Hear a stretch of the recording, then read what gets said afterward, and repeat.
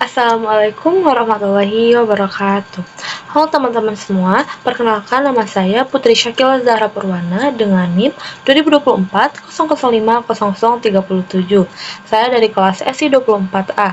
Dalam video kali ini, saya akan mempresentasikan tugas mata kuliah analisis dan pemrograman sistem dengan dosen pengampu yaitu Ibu Arni Latu, SPDKOM MKOM. Nah, jadi pada tugas kali ini itu sesuai dengan ketentuan yang sudah diberikan oleh Ibu Arni di dalam link tugasnya. Jadi di sini saya diminta untuk membuat diagram activity dan menjelaskan melalui presentasi video dan diuploadnya di YouTube. Baik, di sini yang pertama itu ada diagram peminjaman buku. Nah, di sini ada swimline. Nah, dalam swimline ini ada dua aktor, yang mana ada aktornya itu ada mahasiswa dan sistem edulib. Nah, yang pertama di sini tuh ada yang bintik hitam itu apa sih ini namanya? Ini adalah initial node. Yang mana initial node ini menjadi awal mula dalam si diagram ini, dalam diagram activity ini. Nah, makanya di sini sampai kita menuliskan start, yang mana mulai artinya. Lalu setelah start, apa yang harus dilakukan?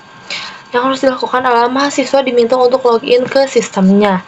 Nah, di sini mahasiswa akan login, lalu dari login tadi akan dikirimkan ke sistem edulibnya, yang mana sistem akan melakukan validasi akun. Nah, setelah memvalidasi, setelah di sini diminta untuk melakukan validasi akun, di sini sistem akan mempertanyakan apakah akunnya tersebut itu valid atau tidak. Jika tidak valid, maka sistem akan menampilkan pesan error login dan akan dikembalikan kepada login ke sistem yang ada di tabel mahasiswa ini. Lalu jika akun valid di sini, maka sistem akan menampilkan beranda si mahasiswanya itu. Nah, setelah menampilkan, sistem akan setelah menampilkan, nah mahasiswa ini setelah ditampilkan kan dia akan memilih menu pencarian buku. Lalu setelah memilih menu pencarian buku ini, mahasiswa akan menginput data buku seperti judul, pengarang, atau identitas si buku tersebut. Nah, setelah itu si data itu akan dikirimkan ke sistem kembali. Nah, di sini sistem akan menampilkan daftar hasil pencarian yang diminta. Lalu setelah menampilkan itu, sistem akan mengirimkan kembali kepada mahasiswa untuk memilih salah satu buku dari yang sudah dia tampilkan. Nah, setelah memilih, mahasiswa akan mengirim kembali datanya kepada sistem, yang mana di sini sistem akan mengecek ketersediaan si buku tersebut. Nah, di sini sistem akan melakukan validasi kembali, yang mana di sini sistem akan mempertanyakan apakah buku tersebut tersedia atau tidak. Jika tidak tersedia, maka sistem akan menampilkan pesan bahwa buku tidak tersedia. Tetapi jika buku tersedia, sistem akan menampilkan ajukan peminjaman, yang mana di sini mahasiswa akan mengajukan peminjaman.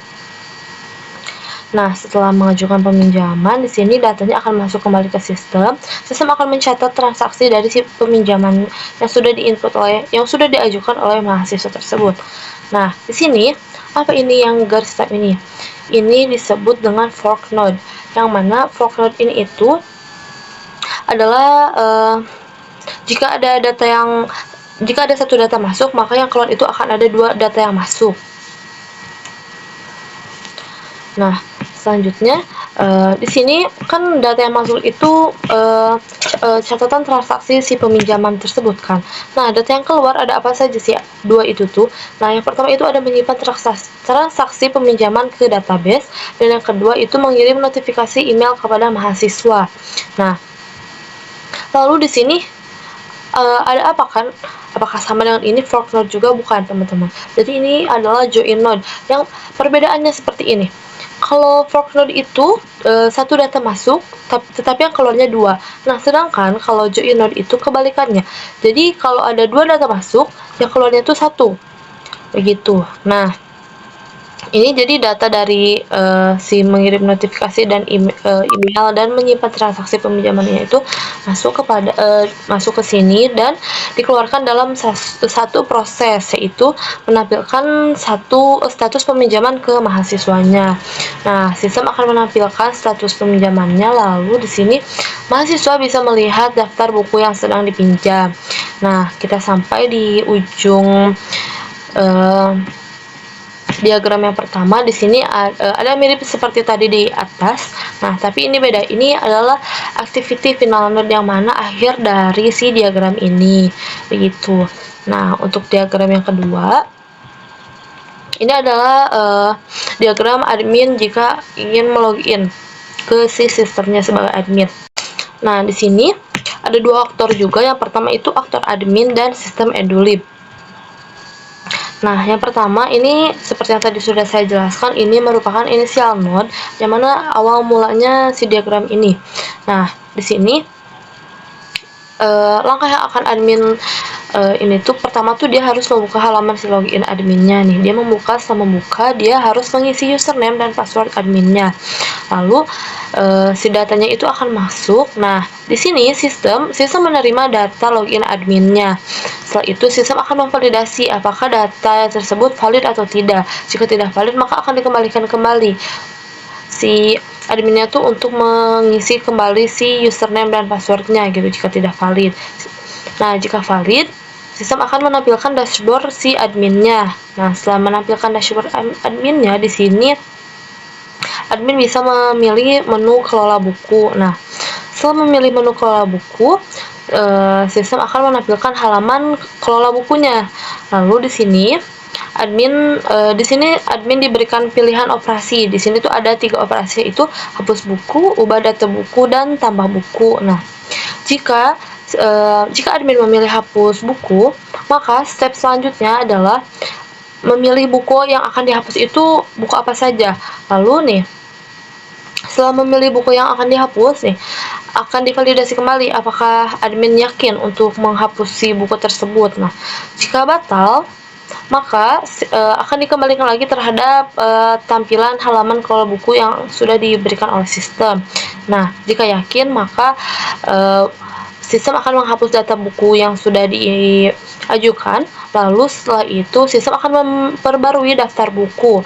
Nah, setelah memperbarui daftar buku, di sini sistem akan menampilkan pesan bahwa buku yang Anda ajukan itu setelah berhasil dihapus. Lalu jika admin ini dia memilih ubah data buku, apa proses selanjutnya? Proses selanjutnya yaitu akan ditampilkan buku apa yang dipilih untuk diubah itu. Nah, setelah itu akan dia tuh akan merubah apanya nih, mengedit data buku. Nah, setelah itu si data yang sudah diubah ini akan disampaikan kepada sistem. Nah, sistem akan menyimpan perubahan buku tersebut. Lalu sistem akan memperbarui si daftar bukunya dan menampilkan pesan bahwa data buku telah diubah. Nah, lalu apa yang akan terjadi jika si admin ini memilih tambah buku? Jika tambah buku, nah setelah itu akan diminta untuk mengisi data buku yang baru karena kan ingin menambah. Setelah mengisi data buku yang baru, di sini akan diminta untuk mengklik tombol simpan.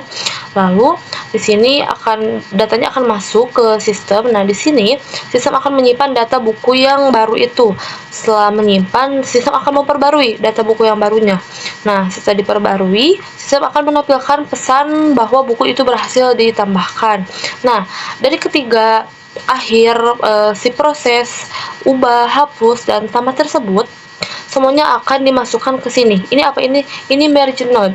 Nah, semuanya akan dimasukkan ke sini. Lalu dari sini si admin setelah dia menyelesaikan ketiga si proses itu, ketiga hapus, tambah, dan edit dan ubah itu, nah akan diarahkan ke ini, melihat daftar buku terbaru, yang mana di sini admin dapat melihat buku apa saja yang sudah dia ubah atau buku apa saja yang sudah dia tambahkan dan buku apa saja yang sudah dia hapus. Nah, setelah ini kita berada di akhir proses diagram ini. Nah, di sini sama seperti yang tadi, ini adalah activity final node. Nah, yang mana menandakan bahwa si diagram ini telah berakhir.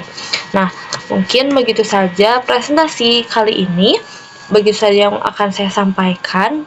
Mohon maaf jika ada kesalahan dalam menjelaskan atau dalam mendeskripsikan apa yang memang seharusnya. Cukup sekian, terima kasih. Wassalamualaikum warahmatullahi wabarakatuh.